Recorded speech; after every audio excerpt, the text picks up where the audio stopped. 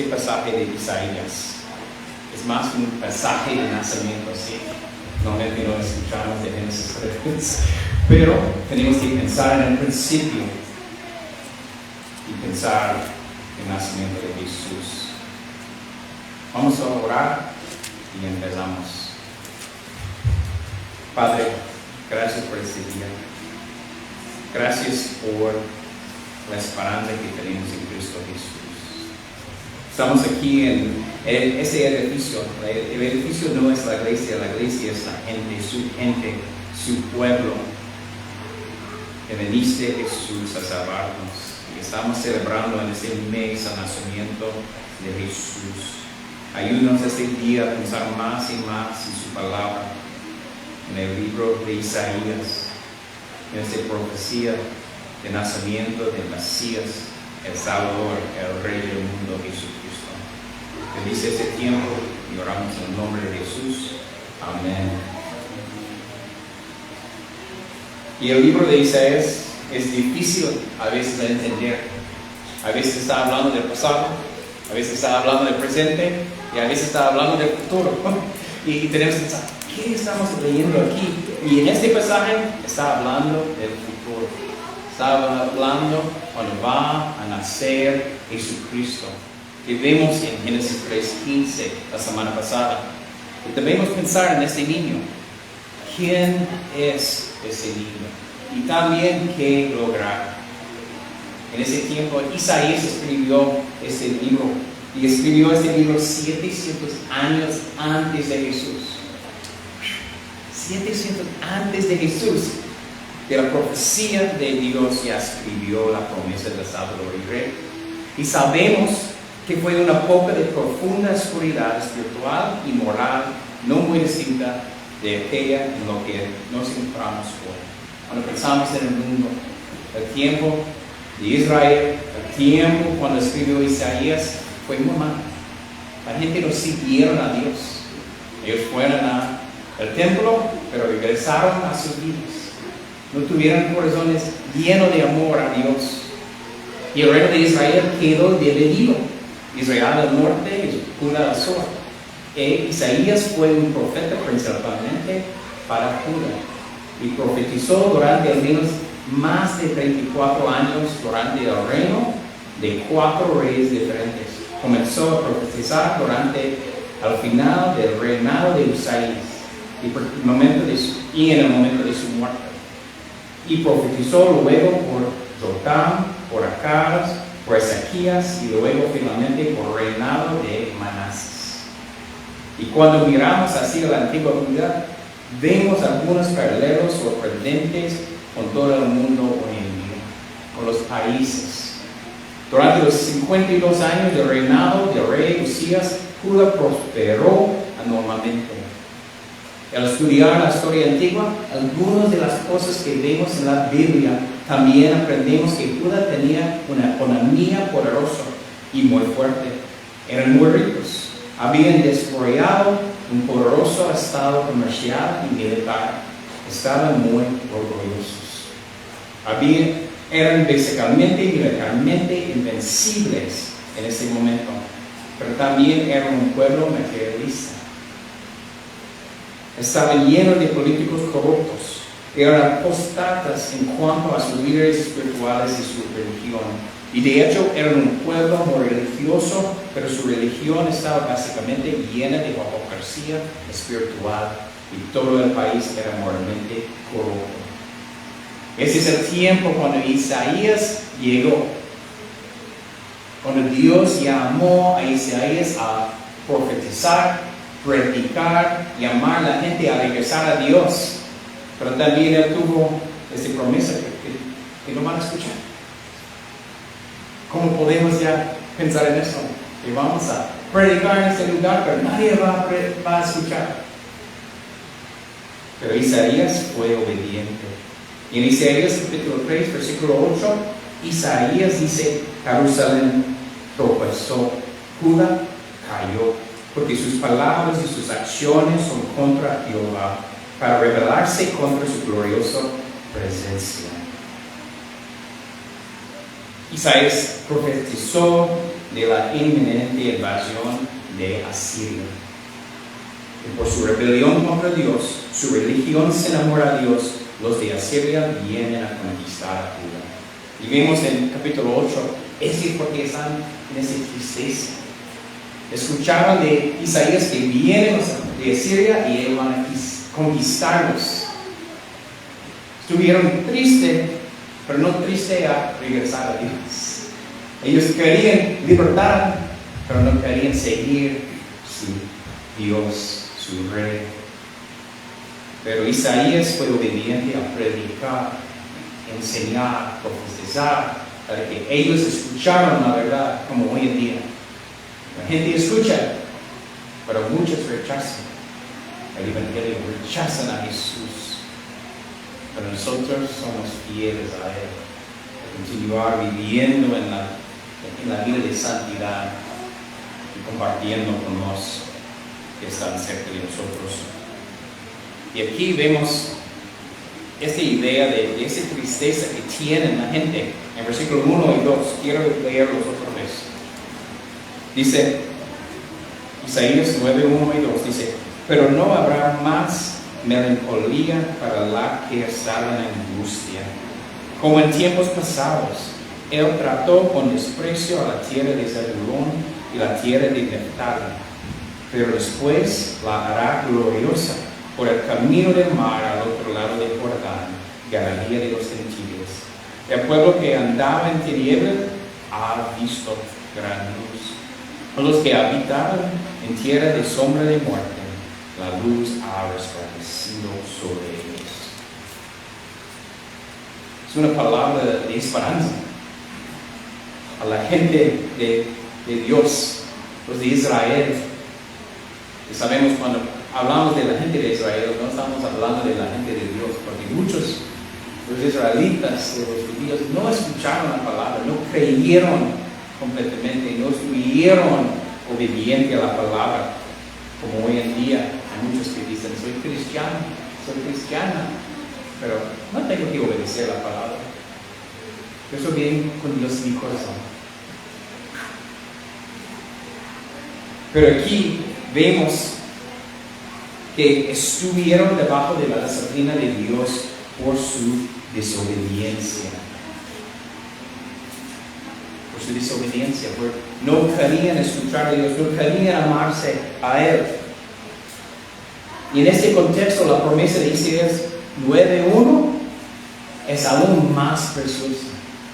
Las regiones del norte de la tierra prometida alrededor del mar de Galilea fueron las más devastadas cuando los asirios vinieron desde el norte. La promesa es que esta tierra, alguna vez vista como poco estimada por el Señor, algún día tendrá una bendición especial. Y vemos aquí, en medio de un tiempo malo, un castigo, hay bendición.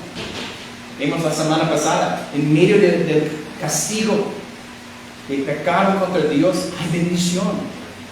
Viene un Salvador, una promesa del Mesías. Y aquí también ellos están viviendo contra de Dios, pero su mente, en el futuro, ellos van a ver la luz.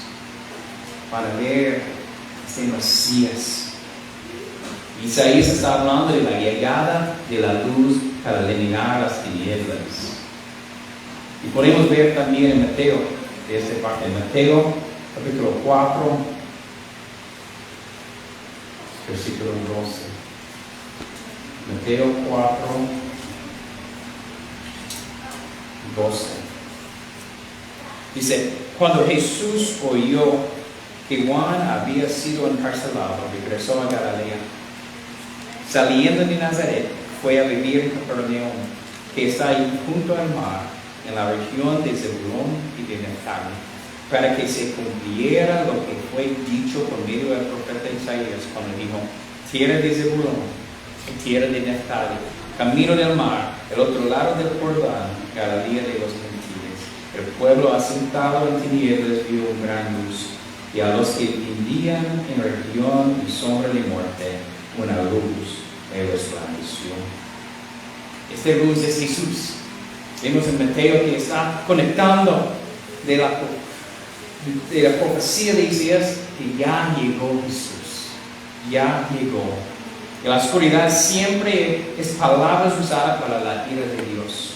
La gente estuvieron abajo de la ira de Dios, la disciplina de Dios.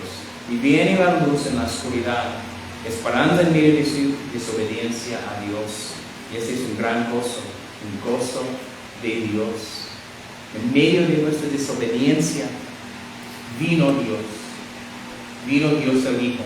Y celebramos esto en este mes del nacimiento de Jesús. Cuando escuchamos la palabra luz, representa las bendiciones, la presencia y la revelación de Dios. El Señor es la luz en bendición y en juicio. Las personas que cambian su luz por las tinieblas de sus mentes corruptas experimentarán su juicio y vivirán en las tinieblas de la separación de Dios. El mensaje de Isaías a su audiencia original es que si los pueblos del mundo andarán en los caminos del Señor en los últimos días, no debería la casa de Judá andar en la luz ahora. Siempre está llamando a la gente, ven, a arrepentirse de sus pecados y seguimos en la calle correcta, calle de Dios, en una vida de santidad. Salimos del mundo y vivimos para nuestro Dios. Pero la gente no quería escuchar. Quería un Salvador, pero no quería un rey, como hoy en día. No quiero ir al infierno, pero yo no quiero alabar a Dios. Él no es mi rey, yo soy el rey de mi vida.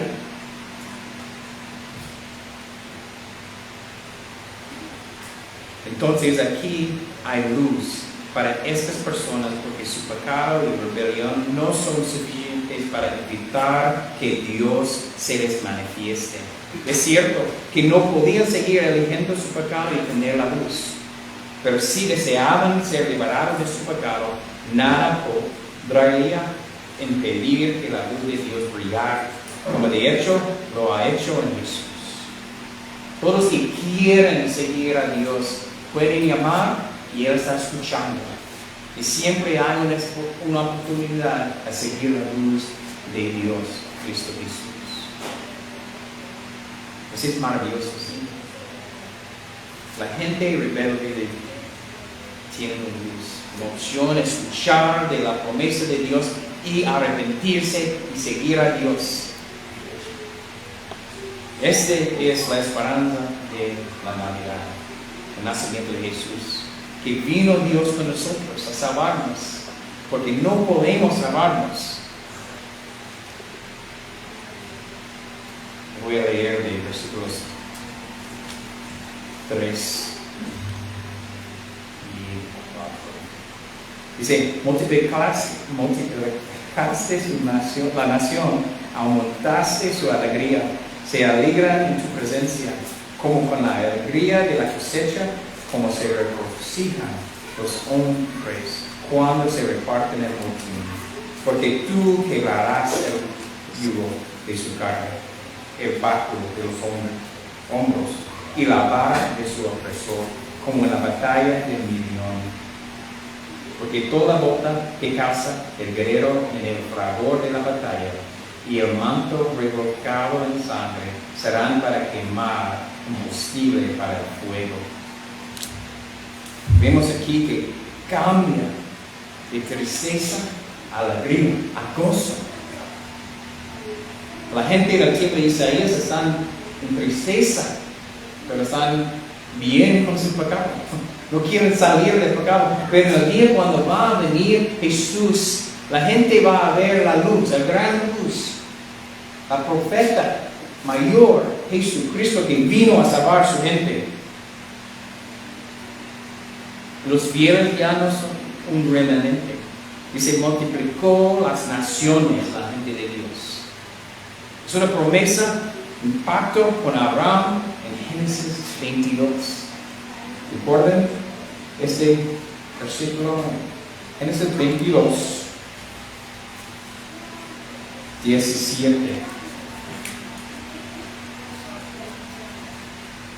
Génesis 22, 17. Dios está hablando con Abraham, dice, de cierto que bendeciré grandemente y multiplicaré en gran manera tu descendencia como las estrellas del cielo y como la arena en la orilla del mar. Y tu descendencia poseerá la puerta de sus enemigos. En tu semiente serán bendecidas todas las naciones de la tierra, porque tú has obedecido mi voz. Esta es una promesa. Y Dios va a hacer su trabajo. En medio de este poquito que quieren escuchar la palabra de Dios, va a estar muchos que van a escuchar la palabra de Dios. No solo los judíos, los gentiles también. Pero el principio, el plan de Dios es que todas las naciones van a escuchar y creer en Él.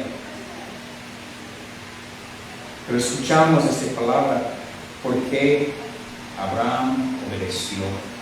También Isaías son ejemplos para nosotros. Abraham salió de su lugar, de su casa, de su gente, de su pueblo, de su familia, a obedecer a Dios. Isaías está predicando a la gente que no quiere escuchar, obedeciendo a Dios. Y para nosotros debemos escuchar la palabra de Dios, obedecerlo en todo, porque hay bendiciones, hay gozo, alegría. Porque aquí vemos que la gente tiene gozo, alegría, regocijo, porque hay paz en esta luz, en esta promesa de Dios. Dios va a liberar la nación de Israel, de Babilonia, de Asiria, pero en el tiempo de Jesús están abajo de Roma. Vemos que este no está hablando de este mundo, de este reino, de los reinos de políticos en este mundo, porque siempre estamos abajo de alguien que no quiere escuchar de Dios, que no quiere seguir de la Biblia. Está hablando de un día cuando regresará la promesa, la luz, y poner su reino para siempre con nosotros. Pero esta nueva alegría encuentra expresión en las metáforas de la cosecha y de la victoria. Yugo, báculo, vara, son figuras de opresión. Es una referencia de la derrota de los madianitas por parte de Gedeón, también, que se logró mediante el gran poder de Dios a pesar de la propia debilidad de Gedeón, que vemos en la primera parte de 4, como en la batalla de Midian con Gedeón. Y él no fue con miles de personas, fue con pocos. ¿Quién ganó esta batalla? Dios, el poder de Dios con su gente, porque Dios es poderoso. En el mismo idea viene la luz, viene la paz en esta promesa de Jesucristo, del Mesías que viene. En versículo 5 también vemos, dice, porque toda bota que calza el guerrero en el fragor de la batalla y el manto revolcado en sangre serán para quemar, combustible para el fuego. En Isaías 2:4 podemos leer algo como esto también. Isaías 2:4 está hablando de Dios, está hablando de la promesa. Dice, Él buscará entre las naciones y hará decisiones por muchos pueblos. Forjarán sus espadas en rejas de arado y sus lanzas en podaderas. No alzará espada nación contra nación, ni se adiestrarán más para la guerra. Estamos viendo que va a estar un tiempo de paz cuando regresará Jesús. La luz que viene va a regresar otra vez en su segunda venida. Y siempre en ese tiempo de Navidad pensamos en su primera venida, el adviento de Cristo Jesús en su nacimiento.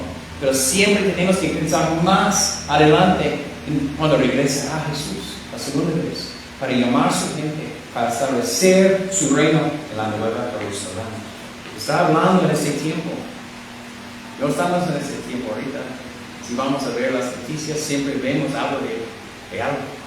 Una guerra en un país con otro país. Vamos ahorita a ver en Israel. Esta promesa no está en este mundo, no está en este tiempo. Es una promesa un día, cuando viene Jesús la segunda vez y tenemos paz para siempre. El príncipe de paz ha venido a los creyentes. Ahora hay paz con Dios en nuestros corazones. Pero la paz mundial, literal, todavía nos ayuda. Siempre podemos ver en los periódicos de hoy, ya podemos ver las noticias del barrio, de toda la ciudad, del país, del mundo. No hay paz. La paz mundial no se realizará hasta la triunfante segunda vida de Cristo Jesús, cuando regresa a aplastar a todos sus enemigos bajo sus pies. Y esa es nuestra esperanza. Continuamos en esta vida a obedecer a Dios, como Abraham, Isaías y nuestras personas que vemos en el Nuevo Testamento. Vamos a seguir a Cristo hasta el final. Zacarías 9:10 dice: cortaré el carro de Efraín y el caballo de Jerusalén, y el arco de guerra será cortado, y hablaré paz a las naciones, y su dominio será de mar a mar, y desde el río hasta los confines de la tierra.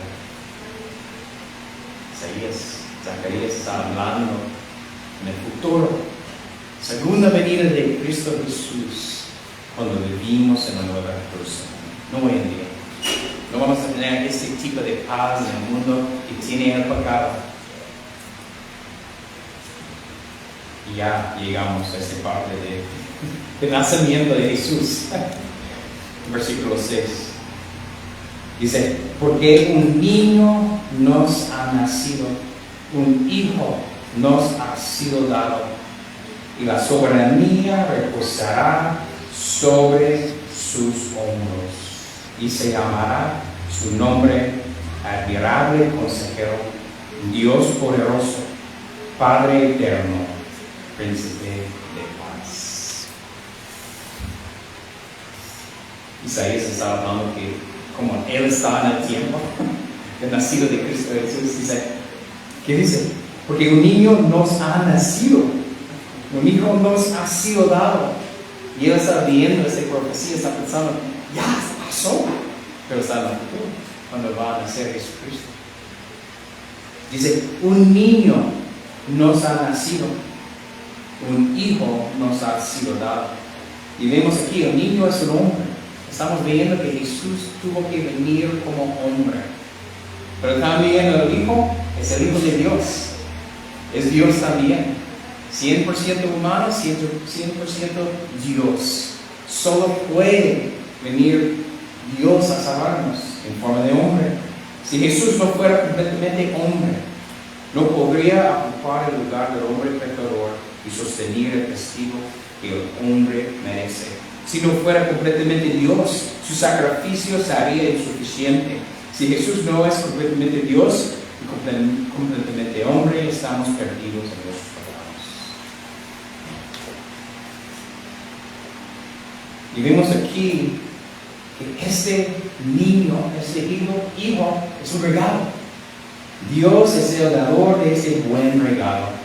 Esta descripción enfatiza que el Mesías es un regalo y que es un varón, un hijo. Si bien era hijo, era el único y unigénito Hijo de Dios.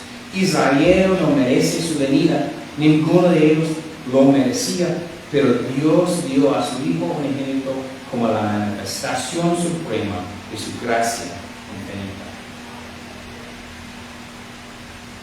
Dios nos da su Hijo para salvarnos. No es que hacemos algo, no nos merecemos, es de gracia de Dios, es gracia, es un regalo. Vemos en capítulo 7 de Isaías, vemos esta promesa de este regalo de Jesús. En Isaías 7:14 dice: por tanto, el Señor mismo les dará un señal. Una virgen concebirá y dará a luz un hijo, y le pondrá por nombre Emmanuel, que significa Dios con nosotros. Y vemos eso en Mateo 1.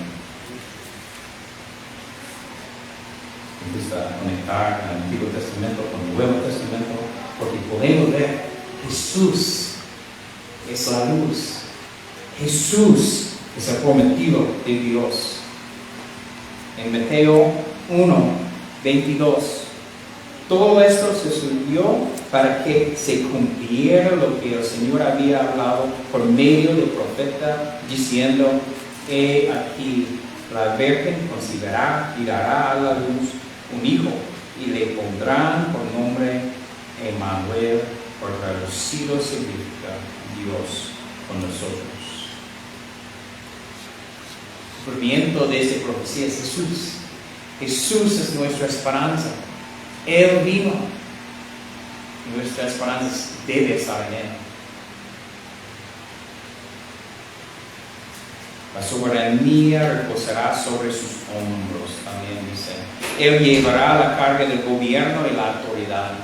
Es un cumplimiento de este versículo y también Salmos 2:9. Voy a leer Salmos 2:9.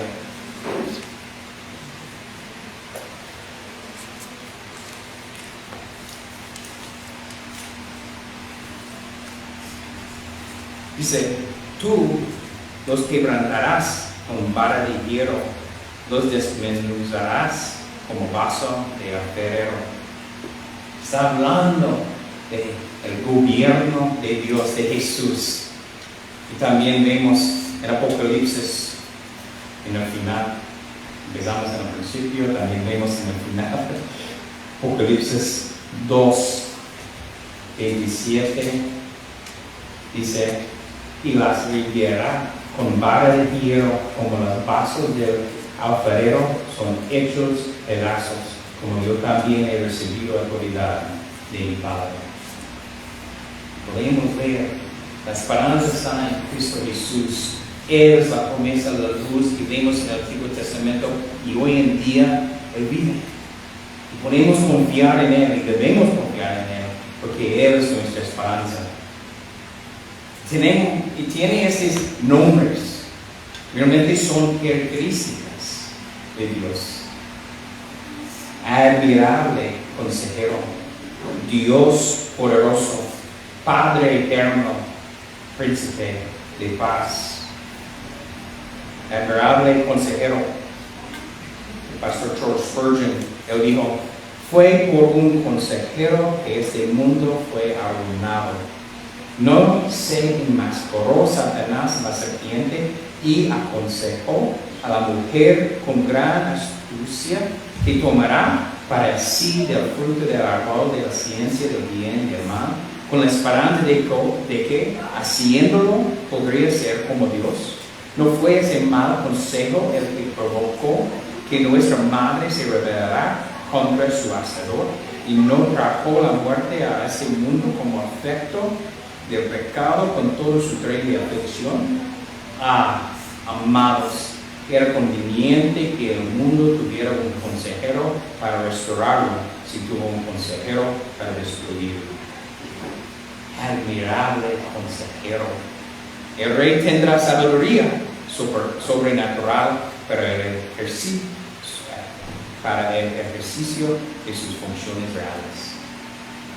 Nuestro rey es Cristo Jesús. Él es nuestro admirable consejero.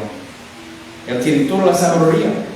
Un consejero es aquel que es capaz de hacer planes sabios. Es un gobernante cuya sabiduría va más allá de las capacidades meramente humanas. Y podemos ver, esta es una de las características de Cristo Jesús. Admirable consejero. Puede poner maravilloso. Podría traducirse con mayor precisión como milagroso, porque típicamente describe las obras poderosas de Dios. Él es milagroso en sus maneras. Su soberanía es mejor de todos. Él tiene todo.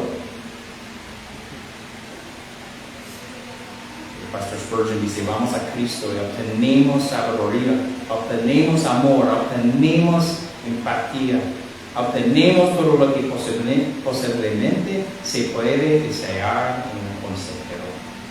Jesús es nuestro admirable consejero. También es Dios poderoso. Dios poderoso. Él es el Dios de toda la creación y gloria. Él creó todo en el principio y vemos en Colosenses que Él creó todo. Cuando Él nació, también la misma persona está haciendo que su mamá está respirando, su corazón está palpando. Él es el mismo creador del mundo que nació. Él es Dios poderoso. A veces en la Navidad pensamos de, oh, bebé Jesús, no puede hacer nada, ¿no? Este bebé Jesús es el Dios poderoso. Tenemos que pensar que Él va a crecer y Él es nuestro Rey, Él es nuestro Salvador. Como un guerrero poderoso, el Mesías ganará las victorias militares mencionadas aquí en el principio de Isaías 9. Él viene a traer paz. Como guerrero, Dios protege a su pueblo. Este atributo de poder divino se atribuye al Rey venidero. Esto podría traducirse como Dios es un guerrero o Dios es poderoso. En última instancia, este nombre habla del poder militar de Dios porque ningún enemigo podrá prevalecer contra Él. Ningún enemigo podrá prevalecer contra Él. Él tiene el poder de liberar, que es exactamente lo que hará para cumplir la profecía de Isaías. Admirable consejero, Dios poderoso, Padre eterno. Tenemos que decir aquí, Isaías no está diciendo que el Hijo es el Padre. Este es una falsa enseñanza de modalismo. Que dice, hay un Dios y cambia de Padre, cambia al Hijo, cambia al Espíritu Santo, pero sabemos que la Biblia dice, hay un Dios y tres personas que están siempre en el mismo tiempo. Aquí, en el contexto, el Hijo que es el Rey funciona como lo haría un padre sobre sus hijos. Actúa como un padre, los protege, siendo afecto y compasión por sus hijos. Ese es el rol de Jesús. El Mesías será padre de su pueblo para siempre. Como Rey sobre el trono de David, cuidará y disciplinará a su pueblo con compasión. Un padre aquí es un protector benevolente, que es la tarea del Rey ideal y también la forma en que Dios mismo cuida a su pueblo. Jesús es admirable consejero, Dios poderoso, Padre eterno y príncipe de paz. Todo bien, ¿sí? Y vemos, esta es parte de la profecía, que viene esa paz un día, no en el segundo, pero si creemos en Él, en su segunda venida, vamos con Él en su reino, en la nueva Jerusalén. Es el gobernante cuyo reinado traerá la paz porque las naciones dependerán de sus decisiones justas en sus disputas. El gobierno de Emmanuel procurará y perpetuará la paz entre naciones del mundo. Su gobierno trae paz divina a su gente.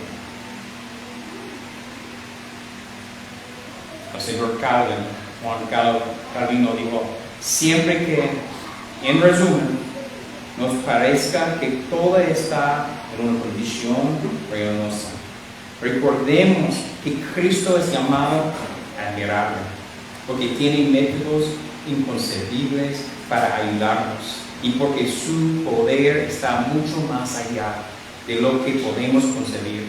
Cuando necesitamos consejo, recordemos que Él es el consejero. Cuando necesitamos fuerza, recordemos que Él es poderoso y fuerte. Cuando surjan nuevos terrores repentinos a cada instante y cuando muchas muertes nos amanecen desde diversos lugares, confiemos en esa eternidad de la que con buena razón es llamado Padre. Y con el mismo consuelo aprendamos a aliviar todas las angustias temporales. Cuando nos veamos sacudidos interiormente por diversas tempestades y cuando Satanás intente perturbar nuestra conciencia, recordamos que Cristo es el príncipe de paz y que es fácil para disipar rápidamente todos nuestros sentimientos de iniquidad. Así, estos títulos nos confirmarán cada vez más en la fe de Cristo y nos fortalecerán contra Satanás y contra el infierno mismo. Nuestra esperanza está en Jesucristo. Y vemos en Génesis la semana pasada, en esta semana en Isaías, y viene un semiente de la mujer, viene una luz para dar paz, consejo, un Padre eterno, un Dios poderoso, viene a salvarnos. Ese descendiente es de David, no de uno de sus hijos, pero Jesucristo que vemos en Mateo, Lucas, en su nacimiento. Jesús puede ser admirable consejero, Dios fuerte, Padre eterno y príncipe de paz para todos ahora mismo. Un día estos oficios se impondrán al mundo. Por ahora son reales para quienes reciben a Jesús y se someten a Él. Hermanos, en ese tiempo de Navidad pensamos en el nacimiento de Jesús. Es una promesa del principio de la Biblia y vemos también el final. Y pensamos que Él va a regresar. Regresará Jesús. Y esa esperanza es seguimos obedientes a su palabra y vivir para su gloria. Y un día vamos a estar con Él en esa paz que es una promesa. Oramos. Padre, gracias por la promesa que tenemos en su palabra. Gracias por su palabra.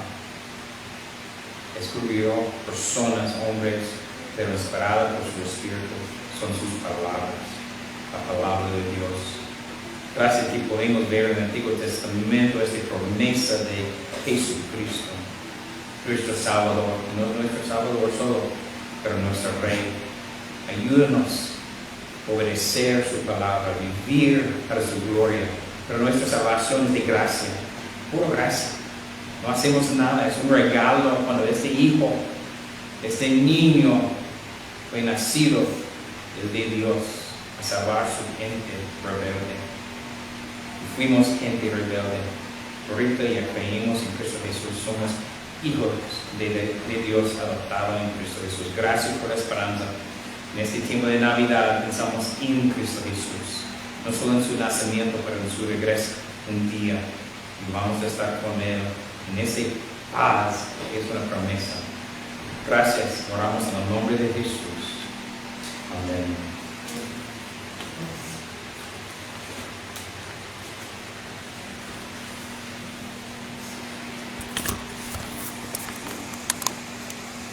Hermanos,